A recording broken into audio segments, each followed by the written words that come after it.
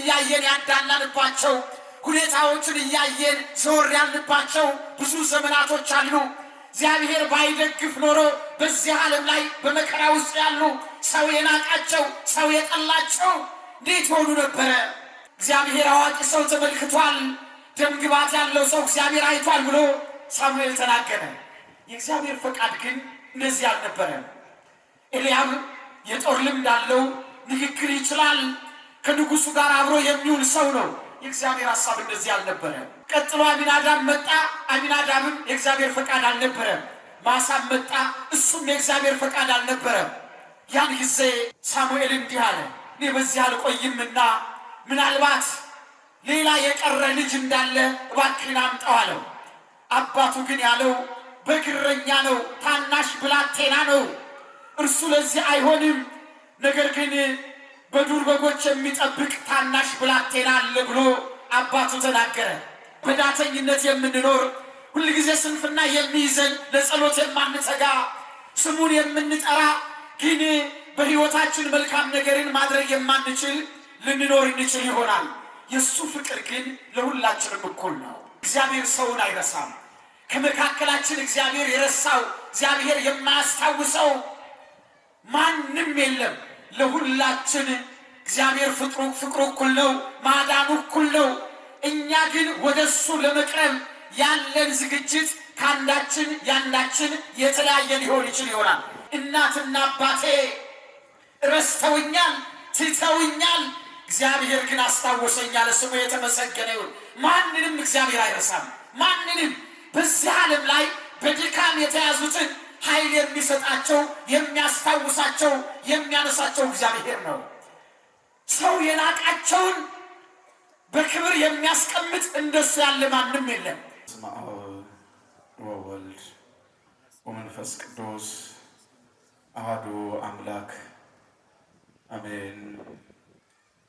አሌለከ ንጉሴ ወአምላኬ ወባርክ ለስምከ ቅዱስ ለዓለም ወለዓለመ ዓለም አሜን።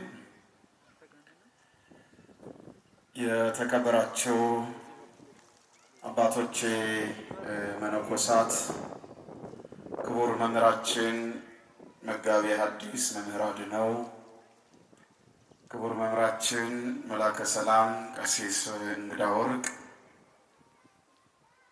ክቡራን የምትሆኑ ሊቃውንተ ቤተ ክርስቲያን፣ በዚህ ቅዱስ አደባባይ ላይ በእግዚአብሔር ፊት የተሰበሰባችሁ ሁላችሁ የእግዚአብሔር ልጆች፣ አባቶቼና እናቶቼ፣ ወንድሞቼና እህቶቼ፣ ሕፃናት ሁላችሁ እጅግ ባፈቀረን በአምላካችን በእግዚአብሔር ስም እንደምን ዋላችሁ?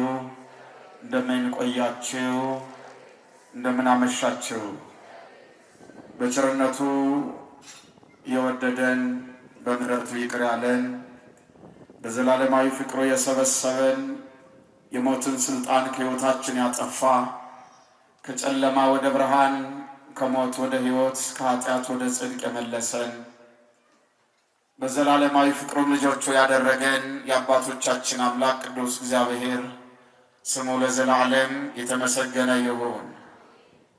የሚበላውን የሕይወት እንጀራ ያገኘንባት የሚጠጣውን የሕይወት ውሃ የሰጠችን የባህሪያችን መመኪያ የጽድቃችን አክሊል የንጽህናችን መሰረት የእናታችን የቅድስት ድንግል ማርያም ስም ለዘላለም የተመሰገነ ይሁን። የአባቶቻችን ረድኤትና በረከት በሁላችን ላይ ይደርብን። እንግዲህ እግዚአብሔር በብዙ ነገር ሲያስተምረን ሲናገረን ነው የቆየው። በዚህ ሰዓት ደግሞ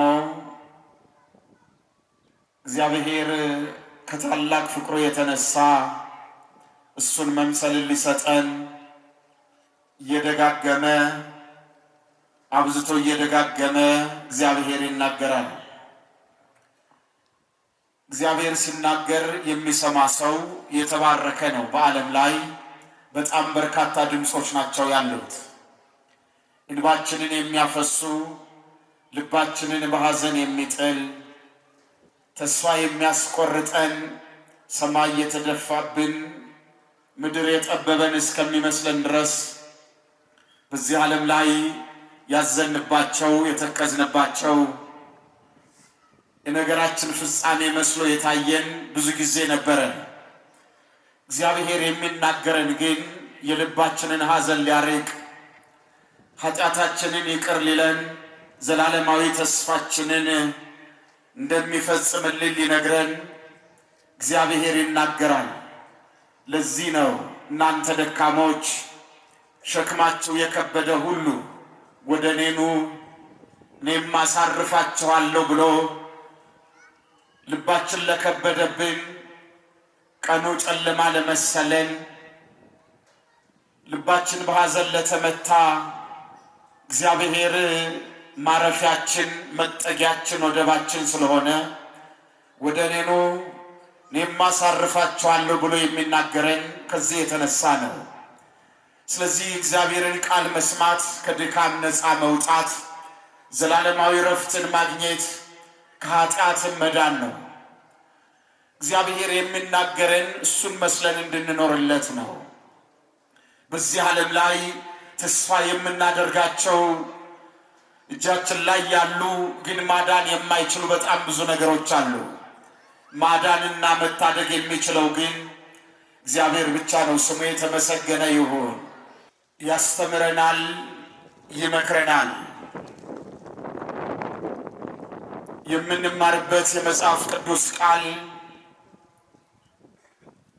ከመ ኢይትመካ ኩሉ ሥጋ በቅድመ እግዚአብሔር ቅዱስ ጳውሎስ ለቆሮንቶስ ክርስቲያኖች በጻፈው መልእክት የመጀመሪያው መልእክቱ ምዕራፍ 1 ቁጥር 29 ላይ ሥጋን የለበሰ ሁሉ በእግዚአብሔር ፊት እንዳይመካ ይላል። ሥጋን የለበሰ ሁሉ በእግዚአብሔር ፊት እንዳይመካ በዚህ እግዚአብሔር ቃል ላይ አምላካችን እግዚአብሔር ያስተምረናል። እግዚአብሔር ይናገረናል። ትምክህታችን ወዴት እንዳለ፣ ተስፋ የምናደርገው ነገር ወዴት እንዳለ፣ በዚህ ዓለም ላይ የተጠጋንባቸው ተስፋ ያደረግናቸው ነገሮች እንባችንን እያፈሰሱ አልፈውት የሚሄዱ ልባችንን እያሳዘኑ አልፈው የሚሄዱ ነገር ግን ልንመካበት ልንጠጋበት ተስፋ ልናደርገው የሚገባን ምን እንደሆነ እግዚአብሔር ያስተምረናል። ሥጋ የለበሰ ሁሉ በእግዚአብሔር ፊት እንዳይመካ ቅዱስ ጳውሎስ በመጀመሪያ መልእክቱ ለቆሮንቶስ ሰዎች የተናገረው የሕይወት ቃል ነው። በዚህ እግዚአብሔር ቃል ላይ እግዚአብሔር ለኛ ያለው ዘላለማዊ ፍቅሩ፣ አባትነቱን፣ ታዳጊነቱን፣ አዳኝነቱን የገለጸበት ቃል ነው። እንደዚህ ነው የሚለው ቅዱስ ጳውሎስ ሲናገር፣ ወንድሞች ሆይ መጠራታችሁን ተመልከቱ፣ መጠራታችሁን ተመልከቱ ይላል ቅዱስ ጳውሎስ። እግዚአብሔር እንዴት አድርጎ እንደጠራችሁ፣ እንዴት አድርጎ እንደሰበሰባችሁ፣ እንዴት አድርጎ ወደ ራሱ እንዳስጠጋችሁ ይህንን ነገር ተመልከቱ ይላል ሐዋርያው። ለምን? በዚህ ዓለም ላይ ባኗኗሩ መልካም የሆነው የክብር ቦታ እንደሚሰጠው፣ አለባበሱ መልካም የሆነው የክብር ቦታ እንደሚሰጠው፣ በስልጣን ትልቅ የሆነው የክብር ቦታ እንደሚሰጠው፣ በሀብት የበለጸገ ሰው የክብር ቦታ እንደሚሰጠው እንደዚህ አድርጎ አይደለም እግዚአብሔር የሚጠራው። ስለዚህ መጠራታችሁን ተመልከቱ። እንደ ሰው ጥበበኞች የሆኑ ባላባቶች የሆኑ ብዙዎች አልተጠሩምና ይላል። ለእነዚህ ሰዎች ጥሪ ያለፋቸው ሆኖ አይደለም፣ የእግዚአብሔር ፍቅር ያልደረሰላቸው ሆኖ አይደለም። ነገር ግን እግዚአብሔር በፊቱ ሁሉን ያቀና ዘንድ ሁሉን ወደ መንግሥቱ ይሰበስብ ዘንድ በዚህ ዓለም ላይ የተናቁትን የወደቁትን ተስፋ ያጡትን ሁሉ እግዚአብሔር ይሰበስባል። በእግዚአብሔር ፊት ማዳላት የለም። በዚህ ዓለም ላይ የተቸገረውን የወደቀውን ያነሳል፣ የተሰበረውን ይጠግናል። የተበተነውን ሁሉ የሚሰበስበው አምላካችን እግዚአብሔር ነው። ስሙ የተመሰገነ ይሁን። ሰው በዚህ ዓለም ላይ የሚያነሳው አጥቶ ተስፋ አጥቶ የዲያብሎስ ባሪያ ሆኖ ለ5500 ዘመን ኃጢአት ተጭኖት በነበረበት ጊዜ ከሰማይ ወደ ምድር ሊፈልገን የመጣው ከወደቅንበት ሊያነሳን የመጣው አምላካችን እግዚአብሔር ነው። በዚህ ጥሪ ውስጥ በዚህ የማዳን ሥራ ውስጥ በሰዎች መካከል ሀብታምና ድሃ፣ ትልቅና ትንሽ፣ ባላባትና ተራ ሰው የሚባል ጥሪ አልነበረም።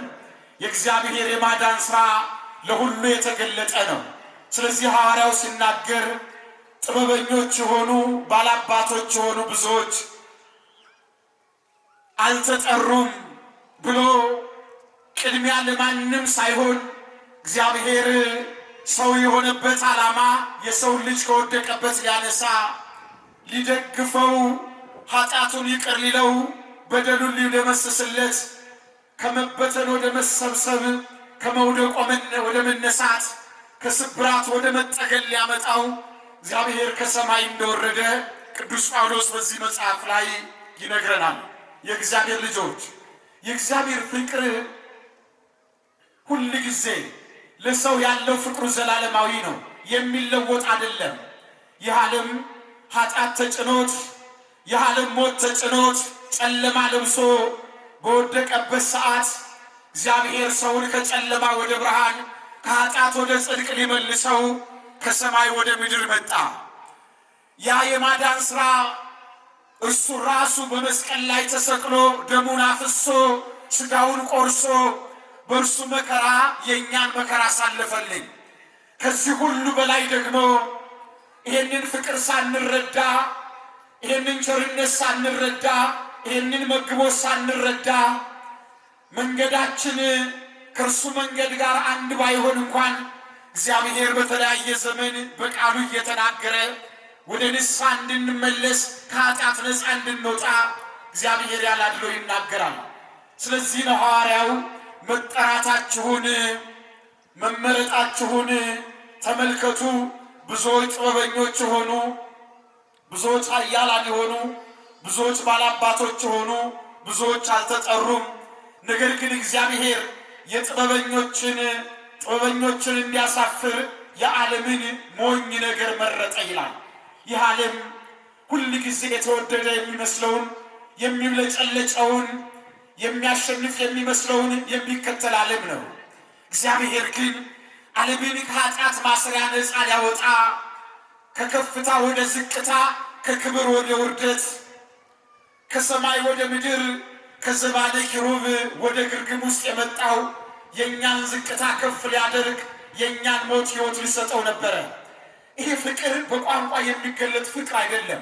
ሁላችንም ስለ እግዚአብሔር ፍቅር፣ ስለ ቸርነቱ፣ ስለ ምሕረቱ፣ ስለተደረገልን ነገር ልንናገር እንችላለን። የሰው ቋንቋ የእግዚአብሔርን ፍቅር ግን መግለጽ አይችልም። ለዚህ ነው ታላቁ የቤተ ክርስቲያን አባት ሲናገር ሰው በገባው መጠን የእግዚአብሔርን ፍቅር ያወራል፣ ነገር ግን የገባውን ያክል ይናገራል እንጂ እግዚአብሔር ለሰው የሰጠውን ፍቅር የሰው ቋንቋ አይገልጠውም ብሎ የተናገረው ከዚህ የተነሳ ነው። ምክንያቱም ሞቶ ሕይወትን መስጠት ማን ይችላል? ምክንያቱም በመስቀል ላይ ተሰቅሎ ማዳን ማን ሊችል ይችላል? ምክንያቱም ከዘባነ ኪሩብ ከጽርሐ አርያም ወርዶ በግርግም ውስጥ ለሰዎች ፍቅር ብሎ መተኛት ማን ይችላል? ይሄንን ውርደት ማን ሊቀበለው ይችላል? ከአምላካችን ከእግዚአብሔር ውጭ ይህን ማን ሊያደርግልን ይችላል? እሱ ግን ፍቅሩ ዘላለማዊ ስለሆነ ማዳኑ እውነተኛ ስለሆነ እርሱ የእኛን ኃጢአት ከኃጢአት ስታችን ነፃ ያወጣን ዘንድ ከኃጢአትን ምድፈት ያነፃን ዘንድ የሁላችን አምላክ እኛን ሊያድንን በከብቶች ግርግም ውስጥ ተኛ። ስሙ የተመሰገነ ይሁን። ስለዚህ ብዙዎች በዚህ ዓለም ላይ ኃያላን የተባሉ ጠቢባን የተባሉ ባላባቶች የተባሉ አዋቂዎች የተባሉ ብዙዎች አልተጠሩም ብሎ ቅዱስ ጳውሎስ የተናገረው ከዚህ የተነሳ ነው። ለሁሉ መዳንን የሚሰጥ በሱ ፊት ማንም ያልተረሳ ሁሉን የሚያስታውስ የባህሪ አምላክ እግዚአብሔር ብቻ ነው። ይሁላችሁ እግዚአብሔር ሰውን አይረሳም። ከመካከላችን እግዚአብሔር የረሳው እግዚአብሔር የማያስታውሰው ማንም የለም። ለሁላችን እግዚአብሔር ፍቅሩ እኩል ነው፣ ማዳኑ እኩል ነው። እኛ ግን ወደሱ ለመቅረብ ያለን ዝግጅት ከአንዳችን ያንዳችን የተለያየ ሊሆን ይሆናል። ፍቅሩ የሚገባን ፍቅሩን ማስተዋል የማንችል ልንኖር እንችል ይሆናል። ለጸሎት ለማስቀደስ እግዚአብሔርን ለማምለክ ወደ እቅፉ ለመግባት ከዓለም የኃጢአት ነፃ ለመውጣት ጨለማን ለማሸነፍ በብርሃን ውስጥ ለመኖር የምንተጋ እንኖራለን። እንደዚሁ ደግሞ በዳተኝነት የምንኖር ሁልጊዜ ስንፍና የሚይዘን ለጸሎት የማንተጋ ስሙን የምንጠራ ግን በሕይወታችን መልካም ነገርን ማድረግ የማንችል ልንኖር እንችል ይሆናል። የእሱ ፍቅር ግን ለሁላችንም እኩል ነው። እግዚአብሔር ማንንም አይረሳም። እንደዚህ ነው በዚህ በመጽሐፈ ሳሙኤል ቀዳማዊ ምዕራፍ 16 ላይ የተጻፈው ቃል ይሄንን ነው የሚያወሳው። እግዚአብሔር ከሳኦል ቀጥሎ ዳዊትን ማንገስ በፈለገ ጊዜ ሳሙኤልን ተነስና ወደ ቤተልሔም ወደ እሴይ ቤት ሂድ ብሎ እግዚአብሔር ሳሙኤልን አዞት ነበረ። ሳሙኤልን እግዚአብሔር የላከው ዳዊትን ፈልጎ ነው። እግዚአብሔር ሕዝቡን የሚመራለት ሕዝቡን የሚያስተዳድርለት እግዚአብሔር ሰው ይፈልጋልና ከዚህ የተነሳ ሳሙኤል እንደተባለው የዘይቱን ቀንድ በእጁ ይዞ ወደ ቤተልሔም ወደ እሴይ ቤት አመራ። በእሴይ ቤት ውስጥ በጣም ብዙ ሰዎች አሉ። የእሴይ ልጆች በጦርነት ልምድ ያላቸው፣ ደምግባታቸው ያማረ፣ ተናግረው ማሳመን የሚችሉ ልጆች እሴይ ያሉት። እነዚህ ልጆች ከሳኦል ጋር በጦር ሜዳ እየሄዱ ይሳተፉ የነበሩ ልጆች ናቸው። ተናግረው ማሳመን የሚችሉ የጦርነት አቅም ያላቸው ናቸው። ስለዚህ የእሴይ ልጅ ኤልያብ ወደ ሳሙኤል በመጣ ጊዜ እግዚአብሔር ሕዝቡን የሚያስተዳድርለትን እግዚአብሔር መልካም ሰው ተመልክቷል። እግዚአብሔር አዋቂ ሰው ተመልክቷል። ደምግባት ያለው ሰው እግዚአብሔር አይቷል ብሎ ሳሙኤል ተናገረ። የእግዚአብሔር ፈቃድ ግን እንደዚህ አልነበረም። ኤልያብ የጦር ልምድ አለው፣ ንግግር ይችላል፣ ከንጉሱ ጋር አብሮ የሚውል ሰው ነው። የእግዚአብሔር ሐሳብ እንደዚህ አልነበረም። ከዚህ በኋላ ቀጥሎ አሚናዳብ መጣ። አሚናዳብም የእግዚአብሔር ፈቃድ አልነበረም። ማሳም መጣ፣ እሱም የእግዚአብሔር ፈቃድ አልነበረም። ያን ጊዜ ሳሙኤል እንዲህ አለ፣ እኔ በዚህ አልቆይምና ምናልባት ሌላ የቀረ ልጅ እንዳለ እባክህን አምጣው አለው። አባቱ ግን ያለው በግረኛ ነው፣ ታናሽ ብላቴና ነው፣ እርሱ ለዚህ አይሆንም። ነገር ግን በዱር በጎች የሚጠብቅ ታናሽ ብላቴና አለ ብሎ አባቱ ተናገረ። ያን ጊዜ እኔ እዚህ አልቆይምና ምናልባት የእግዚአብሔር ፈቃድ ከሆነ እባክህ ጥራና አምጣው አለው። ያን ጊዜ ዳዊት ወደ ሳሙኤል በሚመጣበት ሰዓት እግዚአብሔር እንዲህ አለ፣ ሰው እንዲያይ እግዚአብሔር አያይም። ሰው ፊትን ያያል፣ እግዚአብሔር ግን ልብን ይመለከታል አለ። ስሙ የተመሰገነ ይሁን። በዘመናት ውስጥ ፊት እያየን ያዳላንባቸው፣ ሁኔታዎችን እያየን ዞር ያልንባቸው ብዙ ዘመናቶች አሉ። እግዚአብሔር ባይደግፍ ኖሮ በዚህ ዓለም ላይ በመከራ ውስጥ ያሉ ሰው የናቃቸው፣ ሰው የጠላቸው እንዴት ሆኑ ነበረ? እግዚአብሔር ሁሉን በፍቅር ባይመለከት፣ ሁሉን በትከሻው ባይሸከም፣ ሁሉን ወደሱ ባያቀርብ ኖሮ፣ እግዚአብሔር እንደ ሰው የሚያዳላ ቢሆን ኖሮ እንዴት እንሆን ነበረ?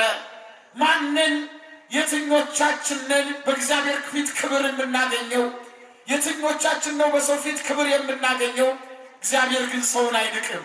ለዚህ ነው ነቢዩ ሲናገር በዚህ በመዝሙር 27 ቁጥር 1 ላይ እስመ አቡየ ወእመየ ገደፉኒ ወእግዚአብሔር ተወክፈኒ፣ እናትና አባቴ ረስተውኛል፣ ትተውኛል፣ እግዚአብሔር ግን አስታወሰኛል። ስሙ የተመሰገነ ይሁን። ማንንም እግዚአብሔር አይረሳም።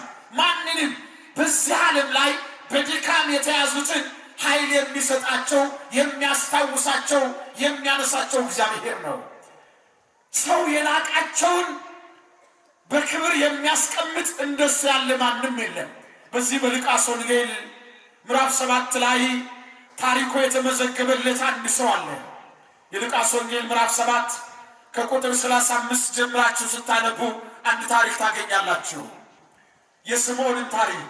ስምዖን ለምጻም ሰው ነው። ይሄ ሰው በለምጽ በሽታ ተይዞ ረጅም ዘመን ሆኖታል።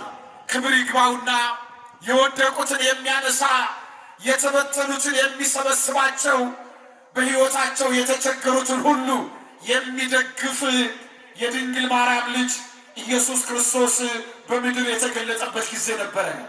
ስምዖን ጌታ ሲያስተምር ራቅ ብሎ ነው የሚሰማው። ምክንያቱም በሕጉ ለምጻምን ሰው ሰላም ያለ ፀሐይ እስከሚገባ ድረስ እርኩስ ነው የሚል ሕግ ተጽፏል። ስለዚህ ያንን ሰው ሰላም ብሎ እርኩስ ላለመባል ማንም ሰው ይህንን ሰው ወደ አጠገቡ የሚያስጠጋው አልነበረም። ስምዖን ደህና ዋልክ የሚለው ሰው እንኳን አልነበረም። ሰው ተጸይፎት ከሰው ተገልሎ ብቻውን ነው የሚኖረው። ያን ጊዜ ሁሉ ተሰብስበው የጌታን ቃል ሲሰሙ፣ እሱ ግን ለብቻው ራቅ ብሎ ቆም ነበረ።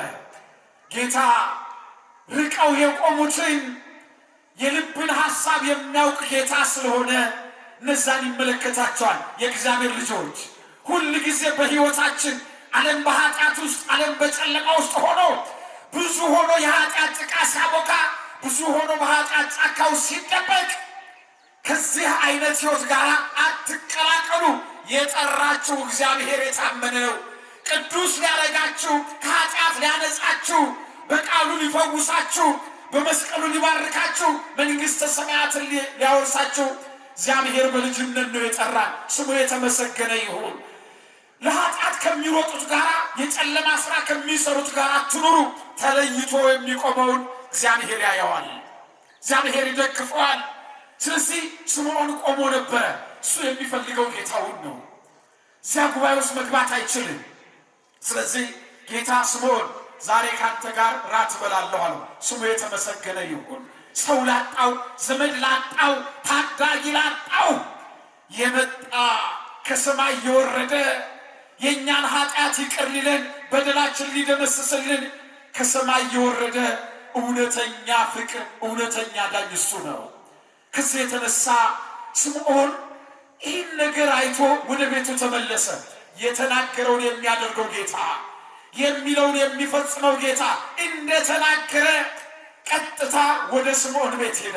ስምዖን ቤት ገባና ቁጭ አለ። ማንም ስምዖን ቤት ገብቶ የሚያውቅ ሰው የለም። ሰው ላጣው ለስምዖን ኢየሱስ ክርስቶስ ሰው ሆኖ መጣ። ስሙ የተመሰገነ ይሁን። ሰው ላጣ ነው የምናምነው የምንተማመንበት ለሌለን ለኛ እውነተኛ ዳኛችንና መደገፊያችን አምላካችን ኢየሱስ ክርስቶስ ነው። እሱ ማንንም አይጠላም። ወደ ሁላችን ይመጣል፣ ጸሎታችንን ይሰማል። እሱ ተስፋ ሰጥቶናል። አንኳኩ ይከፈትላችኋል፣ ለምኑ ይሰጣችኋል፣ ጠይቁ ታገኛላችሁ ያለን እንደሱ ያለ ማንም የለም። ስለዚህ ስምዖን ቤት ገባና ቁጭ አለ። ስምዖን ደስተኛ ነው። ያን ቀን ማንም አጠገቡ መጥቶ አያውቅማ፣ ማንም ሰላም ብሎት አያውቅማ። ከዚህ የተነሳ ጌታ ቁጭ ብሎ መቼም የዓለም መከራ መቼም የዓለም ችግር የሚያልቅ አይደለም። ጌታ ስምዖን ቤት ቁጭ ብሎ ባለበት ሰዓት ሌላዋ ሴት ደግሞ አይሁድ በድንጋይ ደብድበው ሊገሏት የምትፈለግ ሴት ኃጢአት ነግሶባት ከሰው ተለይታ ያረበናቱ ሊቃነ ካህናቱ እንዳያገኟት እየተሽከለከች ኖር የነበረች ሌላዋ ሴት ደግሞ ይህንን የፍቅር ጌታ ትፈልገዋለች። ለምን?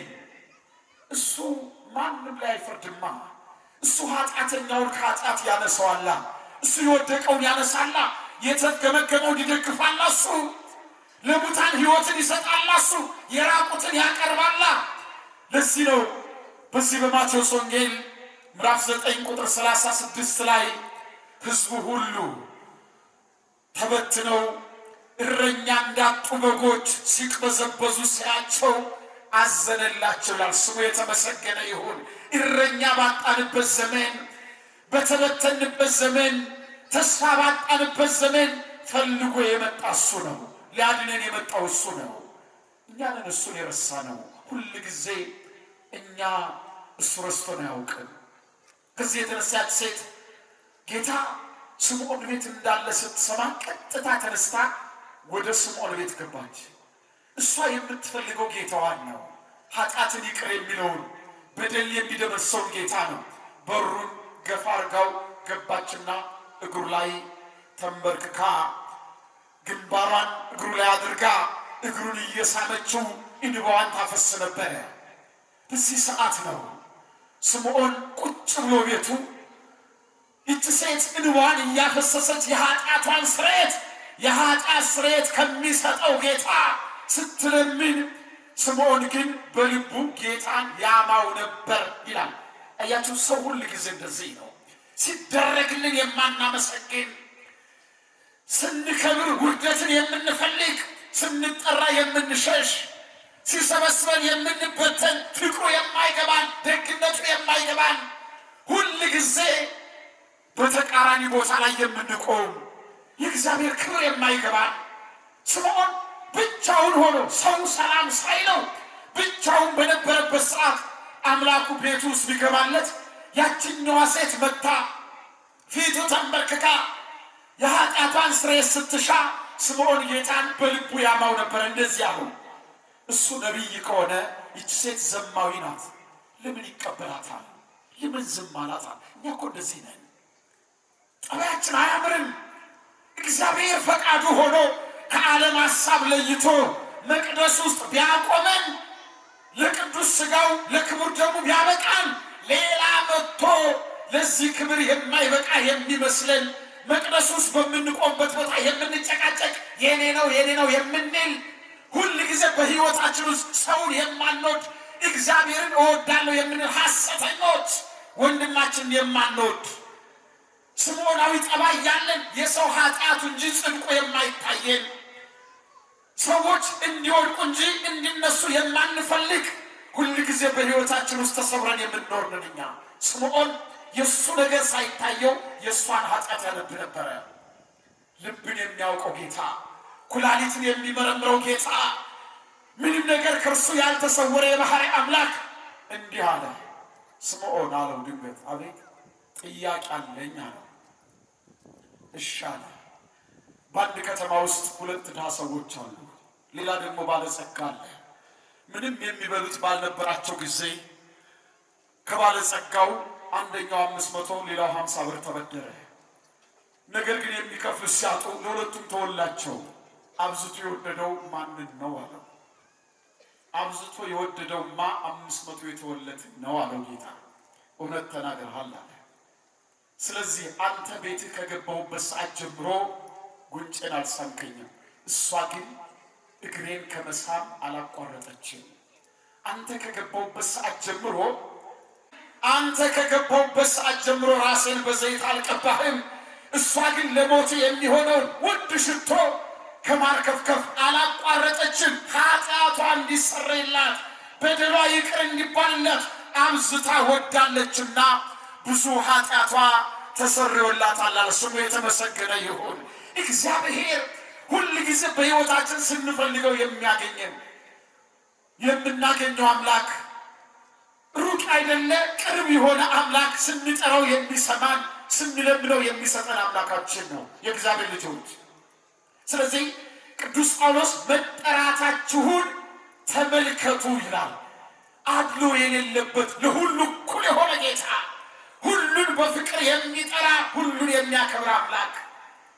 ስለዚህ መጠራታችሁን ተመልከቱ ያለው ሐዋርያው ከዚህ የተነሳ ነው። ማን ነው በሱ ፊት የተናቀ? ማን ነው እሱን እኔን ትቶኛል ብሎ ሊያማው የሚችል ሰው ማን ነው? ማን ነው ትቶኛል፣ ማን ነው ረስቶኛል የሚል ሰው ማን ሊኖር ይችላል? ከሰው መካከል እግዚአብሔር ዘንግቶኛል የሚል ሁሉን የሚያከብር ለሁሉ ፍቅር የሆነ አምላክ ነው። ስለዚህ ሐዋርያው የዓለምን ጥበብ እንዲያሳፍር ሞኝ ነገርን መረጠ አለ። በግርግም መተኛትን፣ መከራ መቀበልን፣ ሰውን ለማዳን ሞትን መምረጥን ወደደ። ሞትን መርጦ በሞት ውስጥ ላለነው ለእኛ እሱ ለሞት ታዞ በእኛ ላይ የነገሰውን ሞት ያርቅልን ዘንድ የሁላችን አምላክ ከቅድስት ድንግል ማርያም ከሥጋዋ ሥጋ ከነፍሷ ነፍስ ነስቶ ሰው ሆኖ ተወለደ። ስሙ የተመሰገነ ይሁን። ስለዚህ ወደዚህ ዓለም መጣ። ለዚህ ነው ከራቅንበት ያቀረበን፣ ከወደቅንበት ያነሳን፣ ኃጢአታችንን ይቅር ያለ፣ በደላችንን የደመሰሰ፣ የጨለማ ዘመናችንን አሳልፎ ወደ እሱ ወደ እውነተኛው ብርሃን ያቀረበን እሱ ነው። ስለዚህ የምንመካበት የሚያድነን የሚታደገን እሱ ብቻ ነው። ስሙ የተመሰገነ ይሁን። ስለዚህ ሐዋርያው ሲናገር ሥጋን የለበሰ ሁሉ በእግዚአብሔር ፊት ምን አለ? እንዳይመካ። ሥጋን የለበሰ ሁሉ ለምን? ከጨለማ ወደ ብርሃን ያወጣን እሱ ነው፣ እውነተኛ ብርሃን። ጨለማን ያሳደደው ብርሃን ፀሐይ ዘዘልፈ ያበርድ ዲበ ቅዱሳን ውእቱ ኢየሱስ ክርስቶስ ይላል መጽሐፍ። ጨለማን ያሳደደው በቅዱሳን ላይ ዘወትር የሚያበራ ብርሃን፣ ያመኑ ሰዎች በሱ ከተጠጉ እሱን ካመኑ ዳግመኛ ጨለማ የማያገኛቸው እውነተኛው ብርሃን፣ የማይጠልቀው ፀሐይ በሕይወታችን ከሞት የታደገን ጨለማውን ያጠፋልን በብርሃን እንድንመላለስ የብርሃን ልጆች ተብለን እንድንጠራ በስሙ የጠራን እሱ ነው። ስለዚህ መመካት በእግዚአብሔር ነው። ባዳንን ጌታ፣ በታደገን ጌታ ሥጋን የለበሰ ሁሉ በእግዚአብሔር ፊት እንዳይመካ፣ የሚመካ ቢኖር በማይመካ ላይ በእግዚአብሔር ይመካ ይላል። ባዳነው ጌታ አዳኝ እሱ ነው። ስንታመም ከአልጋችን ላይ የሚያነሳን የሚፈውሰን እሱ ነው። ማን አለ ከእሱ ሌላ? ሀብት ቢሆን አያድንም። ይገርማቸዋል። ሀብት ቢያድን ኖሮ ምድራችን ባለጸጎች ሀብት ያላቸው ሰዎች ወደ መቃብር አይወርዱ ነበር በደዌ ምክንያት። ግን ሀብት አያድንም። እግዚአብሔር ለጠቢባን ጥበብን ይሰጣል፣ ለአስተዋዮች ማስተዋልን ይሰጣል፣ አይምሮን ያድላል። ይሄ ነገራቸው ግን የእግዚአብሔር ፈቃድ ከሆነ ማዳን በጥበባቸው መታደግ ይችላሉ። የሚያድነው ግን እግዚአብሔር ብቻ ነው። ሀብት ማዳን አይችልም። ለዚህ ነው በዚህ በሉቃስ ወንጌል ምዕራፍ 12 ላይ አንድ ቃል ተመዝግቦ እንመለከታለን። አንድ ሰው የእርሻ ቦታው ፍሬያማ ሆነችለት ይላል። ፍሬያማ ሆናለት የእርሻ ቦታው። ብዙ ባመረተበት ዓመት እንደዚህ አይነት ሐሳብ አሰበ። በዚህኛው ዓመት የእርሻ ቦታዬ በጣም ፍሬያማ ሆነልኛለች። ስለዚህ የቀደመውን ጎተራዬን አፈርሳለሁ፣ ሌላ ከነሱ የሚበልጥ ከቀደመው የሚበልጥ ትልልቅ ጎተራ አዘጋጃለሁ፣ ምርቴንም በዛ አዘጋጃለሁ፣ ነፍሴንም ለብዙ ዘመን የሚበቃሽ ምግብ አግኝተሻል፣ ሀብት አግኝተሻል፣ ስለዚህ ብይ፣ ጠጪ፣ ተደሰች እላታለሁ ብሎ ሰውየው አሰበ። እንዲህ አለው ጌታው፣ አንተ ሰነፍ፣ ዛሬ ሌሊት ነፍስህን ከሥጋ ለይተው ይወስዷታል። ይህ የሰበሰብከው ለማን ይሆናል አለው አለና የሰው ሕይወቱ በገንዘቡ ብዛት አይደለምና ተጠንቀቁ ይላል። ስሙ የተመሰገነ ይሁን። ስለዚህ ገንዘባችን ሊያስመካን አይችልም። ገንዘባችን ልባችን ሊጎትተው አይችልም፣ አይገባም። በልባችን ላይ ሊነግስ የሚችለው የሚያስፈልገንም ሞታችንን የሞተ ጽድቅን ያደለን ልጅነትን የሰጠን ኃጢአታችንን ይቅር ያለን ከሞት ባርነት የታደገን ከጨለማ ስራ ነፃ ያወጣን አምላካችን እግዚአብሔር እሱ ነው ሊያስመካን የሚገባው። ለዚህ ነው በዚህ ዓለም ላይ ስንኖር ሀብታችንን ከጀርባ አድርገን እንዳንጎተት ከፊታችሁ መዝገባችሁን ከፊታችሁ አስቀድሞ የተባለው ለዚህ ነው። ለምን? የሰው መዝገቡ ባለበት ልቡ ደግሞ በዚያ ይኖራልና ይላል። ስለዚህ በገንዘባችን ድሆችን ልናግዝበት፣ የታረዙትን ልናለብሳቸው፣ የተቸገሩትን ልንደግፋቸው፣ ሰውን እንደራሳችን ልናይ፣ ለዚህ ዓላማ ነው የተጠራ ነው። ያዳነን እግዚአብሔር የታመነ ነው። ሥጋን የለበሰ ሁሉ በእግዚአብሔር ፊት እንዳይመካ፣ እጃችን ላይ የሆነ ነገር ስላለን በሱ እንዳንመካ፣ እንዳትመኩ ነው የተባለው። ሀብት የሚያስመካ ነገር አለ። ሀብት ይቀራል በዚህ ዓለም ላይ። ለዚህ እኮ ነው ሰው ከእናቱ ማኅፀን ሲወጣ ምንም ይዞ የመጣው ነገር የለም። ሐዋርያው ሲናገር ወደ ዓለም ምንም አላመጣንምና ከዓለም አንዳች ነገር አያስፈልገንም ይላል። ምንም ሰው ከእናቱ ማኅፀን ሲወለድ በተአምር ወርቅ ጨብጦ የመጣ የለም። ራቁታችን ነው የመጣ ነው። እንዲሁ ስለሆነ በዚህ ዓለም ላይ የሰበሰብነውን ነገር ተሸክመነው የምንሄድ አይደለንም። የጋብቻ ቀለበት እንኳን የሚቀብሩ ሰዎች አውልቀው ነው ወደ መቃብር የሚሸኙ። ማንም ቢሆን የዚህ ዓለም ነገር ይህንን ነው የሚመስለው። የፈለገው የሚወደን ከአብራካችን የተከፈለው ልጃችን ለፍተን ያገኘነው ሀብት በወርቅ ሳጥን እንድትቀበረው ያደርጋችሁ። ምክንያቱም ያ ሀብት ለሱ ነው እንጂ ጠቀሜታው ለሞተው ሰው አይደለም። ስለዚህ ገንዘብ የሚያስመካ ነገር አይደለም። የሚመካ ቢኖር በእግዚአብሔር ባዳነው አምላክ፣ ሕይወት በሰጠው አምላክ፣ በሞተለት አምላክ፣ መንግሥተ ሰማያትን በሚያወርስ ልጅነትን በሰጠ በእርሱ ሊመካ ይገባል። ሥጋን የለበሰ ሁሉ በእግዚአብሔር ፊት እንዳይመካ ሐዋርያው። ስልጣንን የሚያስመካ ነገር አይደለም። ምክንያቱም ብዙዎቹ ወጥተው ሲወርዱ ስለተመለከተኝ ወንበር የሚያልፍ ነገር ነው። እውነተኛው ባለስልጣን የሰማይ አምላካችን እግዚአብሔር ነው፣ እውነተኛው ፈራጅ። ስለዚህ በዚያ የሚያስመካ ነገር የለም፣ ሁሉም ይቀራል። ስለዚህ ወንበር ላይ የተቀመጥነው እግዚአብሔርን ልንፈራ፣ ሰዎችን በመልካም ልንፈርድላቸው፣ ፍርድን እንዳናዳላ እውነተኛው ፈራጅ በሰማይ ስላለ፣ በሁላችን ላይ የሚፈርደው እውነተኛው እግዚአብሔር ስላለ ሊቁ በቅዳሴው ላይ ባለጸጋውን ስለ ብልጽግናው አይፈራው፣ ድሃውን ስለ ድህነቱ አይራራለትም፣ ለሁሉም በጽድቅ ይፈርዳል እንጂ ነው ያለው። ማንም ሰው ቢሆን ይውላችሁ እዚህ በር ላይ ወደ ቤተ እግዚአብሔር ስትገቡ ስመ እግዚአብሔርን፣ ስመ እግዝእትነ ማርያምን፣ ስመ ቅዱስ ገብርኤልን እያነሱ የዕለት እንጀራቸውን የሚጠብቁ ሰዎች አሉ ከእናንተ። እነዚህ ሰዎች በዚህ ዓለም ላይ ድሃ በመሆናቸው የሚበላ ነገር ስለሌላቸው መንግሥተ ሰማያት አይገቡም። እግዚአብሔር አያዳላ። መንግሥተ ሰማያት የሚያስገባው በሱ ማመን። በሱ ማመን ማለት ምንድን ነው? ማመን ማለት ላመኑበት ነገር ተገዥ መሆን። ምን ማለት ነው? ሥጋዬን የበላ ደሜን የጠጣ የዘላለም ሕይወት አለው ብሎ ስለተናገረ ሁል ጊዜ እዛ ጋር ቁጭ ብሎ ስለ ቅዱስ ገብርኤል ማለት ብቻ አይደለም። ወደ ቅዱስ ገብርኤል ቤተክርስቲያን ገብቶ ሥጋውን መብላት ደሙን መጠጣት ያስፈልጋል። ለምድራዊ ነገራችን ለምን ሰማያዊ ነገራችንስ? ስለዚህ በዚህ ዓለም ላይ ምንም የሌለን መሆናችን የእግዚአብሔር መንግሥት አያወርስም። ብዙ ነገር ቢኖረንም በብዙ ነገራችን ብዙ ነገር ብናደርግም መንግሥተ ሰማያት አይገባም። የእሱን ፈቃድ ማድረግ ነው መንግሥተ ሰማያት የሚያስገባው። ስለዚህ ፈቃዱን መፈጸም ያስፈልጋል። ሰው እኮ ብቻውን ቤተ እግዚአብሔር ሊሰራ እኮ ይችል ይሆናል። ከዛስ ሕንፃውን ካነጸ በኋላስ ከዛስ ምንድነው የሚቀጥለው? ያ መልካም ስራው ወደዚያ ሕይወት ወደ ሆነው ነገር ያደርሰዋል። ሕይወት ምንድን ነው?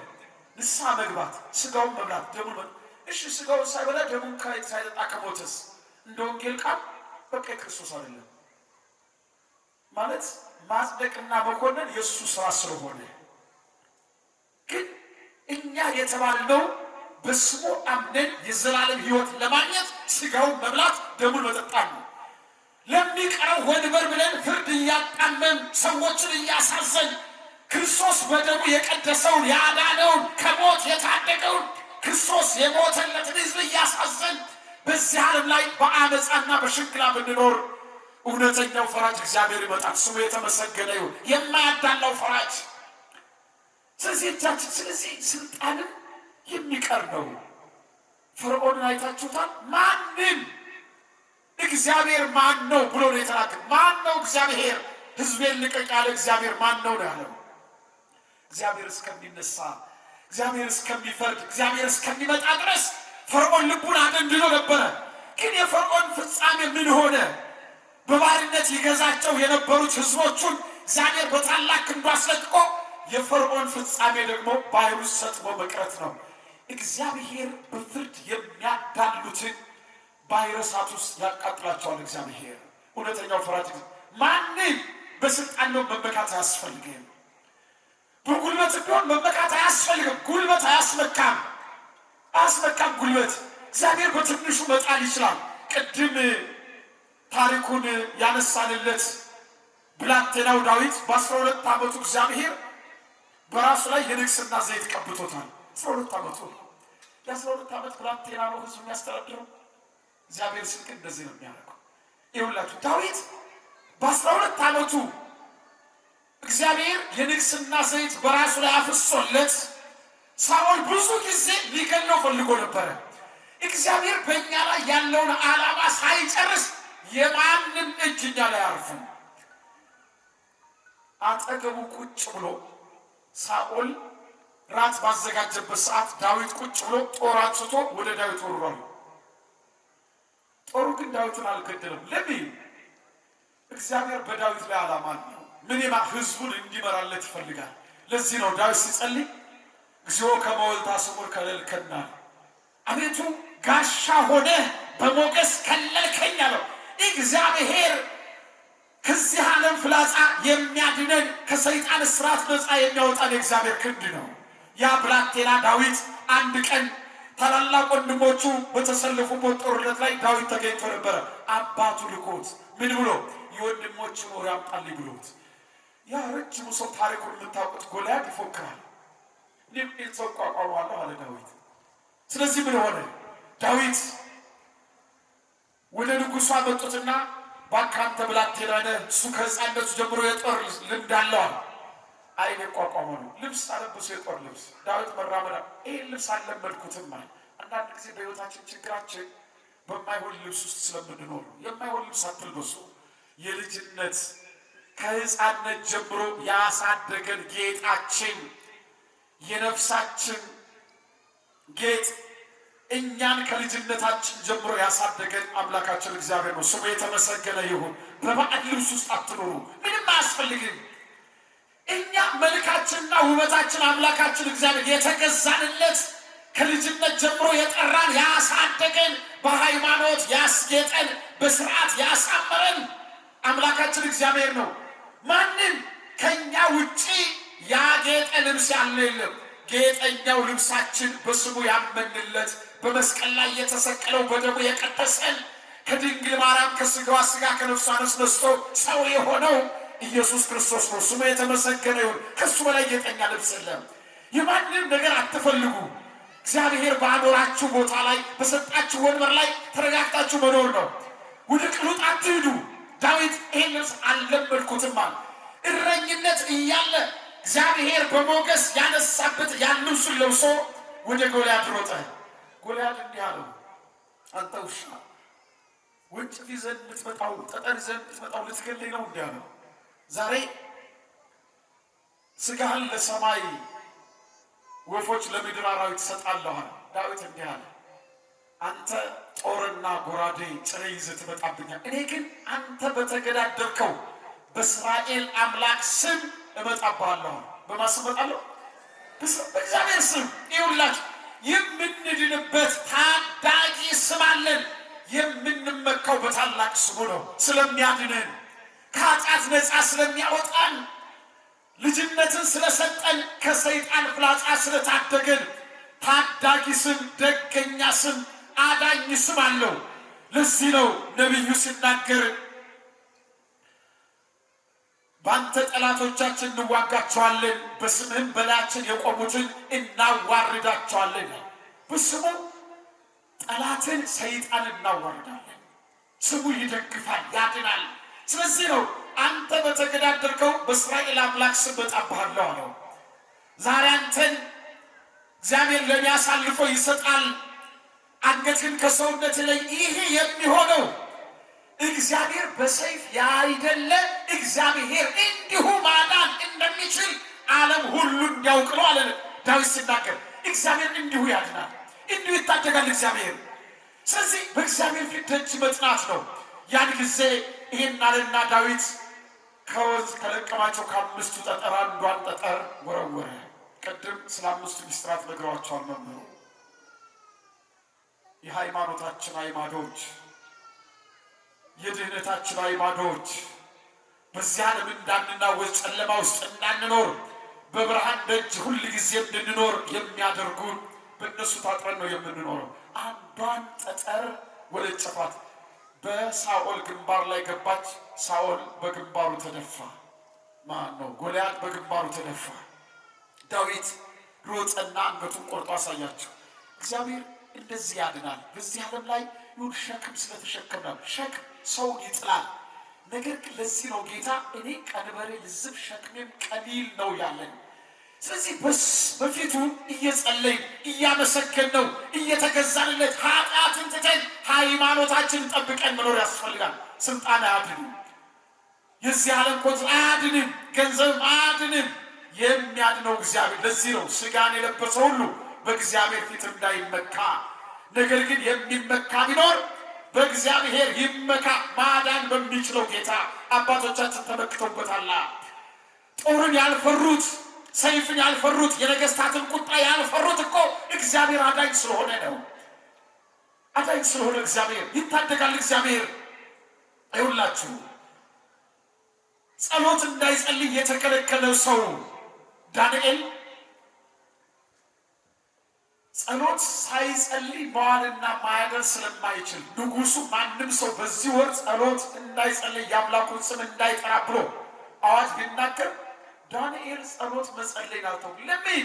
እግዚአብሔር ከንጉሱ መከራ እንደሚያስጥለው ያውቃል። እግዚአብሔር ያድናል እንደሚያስጥለው።